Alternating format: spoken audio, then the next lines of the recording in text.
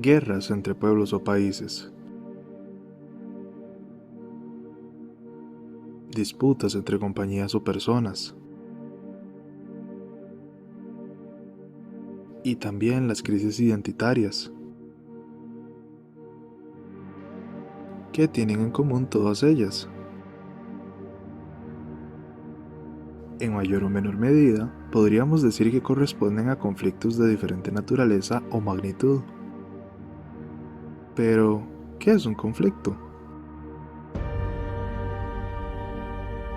¿Y qué acciones se pueden emplear para resolverlos? Repasemos brevemente sobre la resolución alternativa de conflictos, sus principales conceptos y aplicación. En términos sencillos, se entiende por conflicto cualquier enfrentamiento o disputa entre dos o más partes que buscan asegurar un beneficio propio por encima de los demás.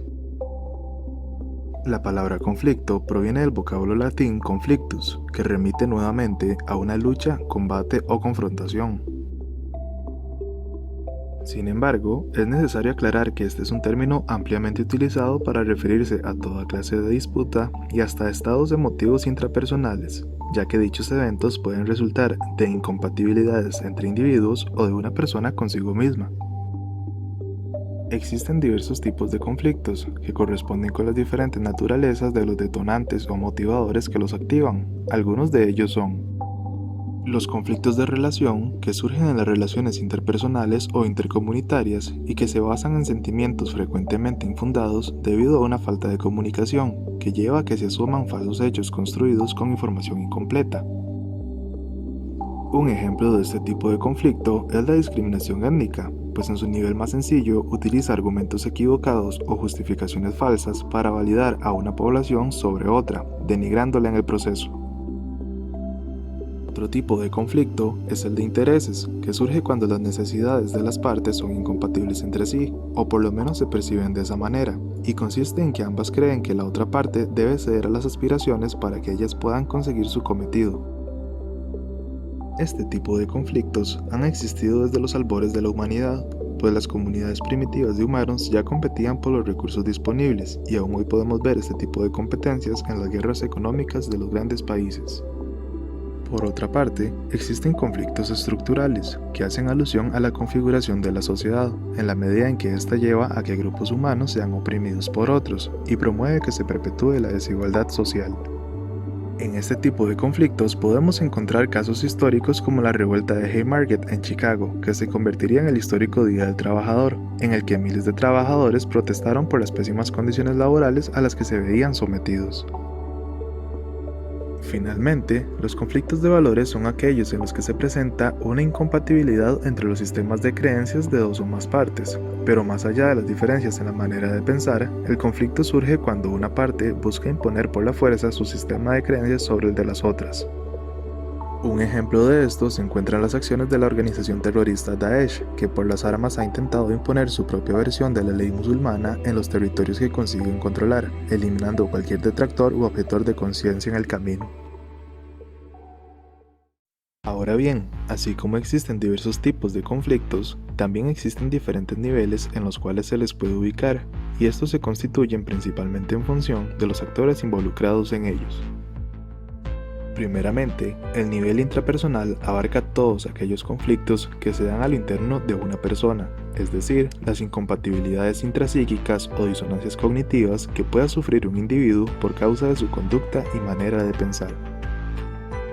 Seguidamente, el nivel interpersonal es aquel que involucra a varios individuos, pero manteniéndose siempre esta singularidad, es decir, que son conflictos de uno a uno y suelen darse por cuestiones de poder o disponibilidad de recursos. Por otra parte, el nivel intragrupal es aquel que atañe a los conflictos que se dan dentro de un grupo o colectivo definido y que usualmente le afecta únicamente a este. Finalmente, el nivel intergrupal hace alusión a aquellos conflictos que se dan entre grupos o colectivos diferentes y que suele involucrar una miríada de interacciones entre los individuos que los integran. Como ya se ha mencionado anteriormente, los diversos tipos de conflictos responden a diferentes causas y estas permiten una tercera clasificación que distribuye estas disputas en irreales o inventadas, irreales o concretas.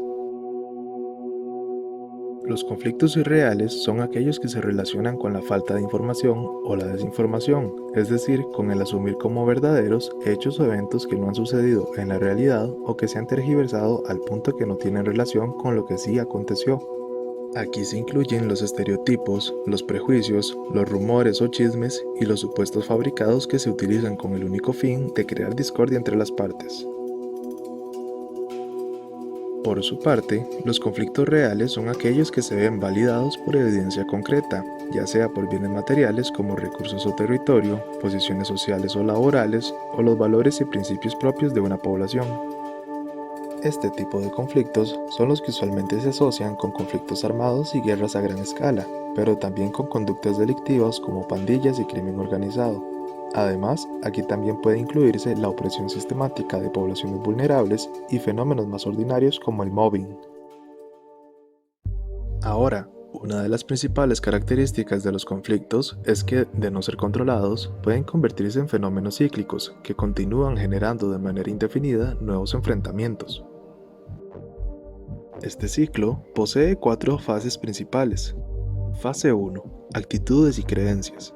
La primera fase tiene que ver con las actitudes y creencias individuales o del grupo, pues estas son las que configuran la manera en que se reacciona a los acontecimientos, a las interacciones con otras personas o grupos externos y a los cambios que se presentan, sean estos internos o externos.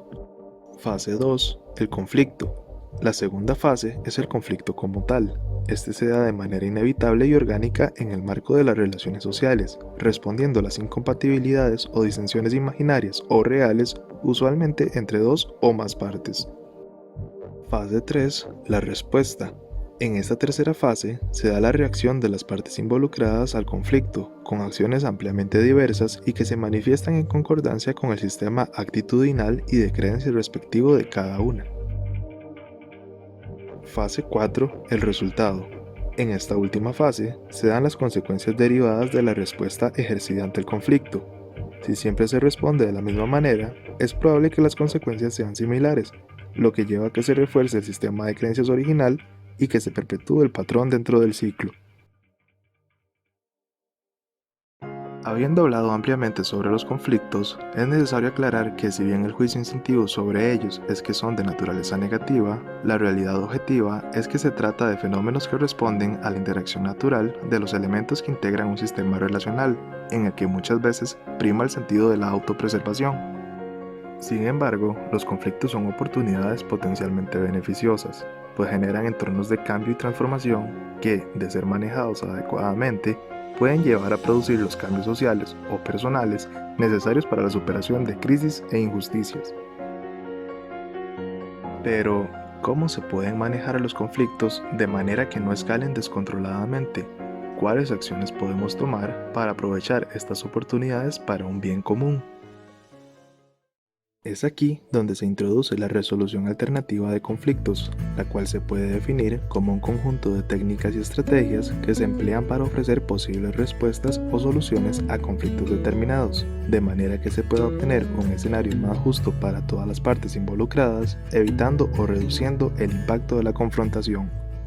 Partiendo de la premisa de que los conflictos son situaciones con un potencial positivo para convertirse en motores de desarrollo y bienestar social, quienes hacen uso de estas estrategias se convierten en agentes humanizadores de la disputa, permitiendo que se dé un diálogo nivelado entre las partes y promoviendo el aprendizaje de conductas más constructivas a la hora de disentir.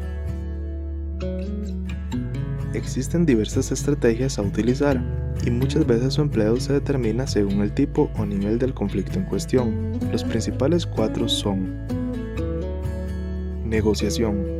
Esta consiste en un diálogo entre las partes en el que se exponen los argumentos de cada una y se dan intercambios de condiciones o recursos hasta obtener una situación o escenario con el que las partes se sienten satisfechas, de manera que pueden dar por solucionado el conflicto original.